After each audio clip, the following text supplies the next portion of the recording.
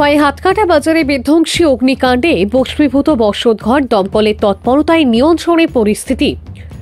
রবিবার সকাল হাতকাটা বাজার সংলগ্ন অসিত শুক্লা বৈদ্যের বাড়িতে আচমকাই বিশাল অগ্নিকাণ্ড ছড়িয়ে পড়ে।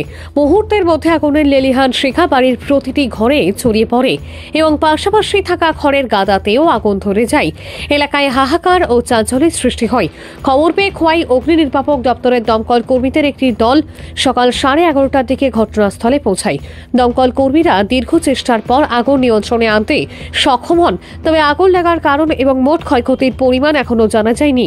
স্থানীয়রা জানান, আগুনের তীব্রতা এতটাই বেশি ছিল যে কয়েক মিনিটের মধ্যেই পুরো এলাকা ধোঁয়ায় ঢেকে যায়। দমকলের দ্রুত তৎপরতা না হলে পরিস্থিতি আরও ভয়াবহ রূপ নিতে পারত বলে মনে করছেন সবাই। ঘটনার তদন্ত চলছে। গোপাল সিংহের রিপোর্ট, আসাম প্রাইম নেটওয়ার্ক। ঘটনাটা হঠাৎ করে আগুন ধানের পাড়ার উপরে আর ঘরের ভিতরে বাস্তব যে ঘরটা, ওই ঘরটার মাঝে হঠাৎ করে আগুন। এই বাস্তব ঘরের মাঝে কাগজপত্র টিকা ধরে কাপড় চোপড় তারার পরনের যা প্রতিও যা আছে সব সর্বশেষ, এবং প্রায় 15 লক্ষ টাকার মতো ক্ষতি হয়েছে।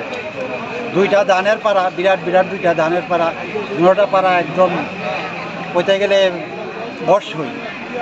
গ্রামের মানুষ এবং ফায়ার সার্ভিস তারা ইয়া জল দিয়ে অনেক সবাই হাতে ধরনের ধান কিছুটা হইলেও হয়েছে, কিন্তু এটা আর জাতের ধান হইতো না। এটা কোন জায়গা? এটা সমতল পদ্মবিল। মালিকের নাম কি? যে বাড়িতে শুক্লবৈদ্য। আচ্ছা, পিতা অনিল শুক্লবৈদ্য। কয়টার দিকে ঘটনাটা হয়েছে?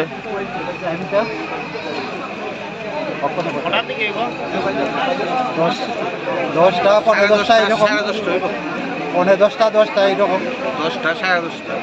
এমনি কোনো মানুষের ক্ষয়ক্ষতি হয়েছে না তো? মানুষের কোনো ক্ষয়ক্ষতি হয়েছে না, রক্ষা হয়েছে।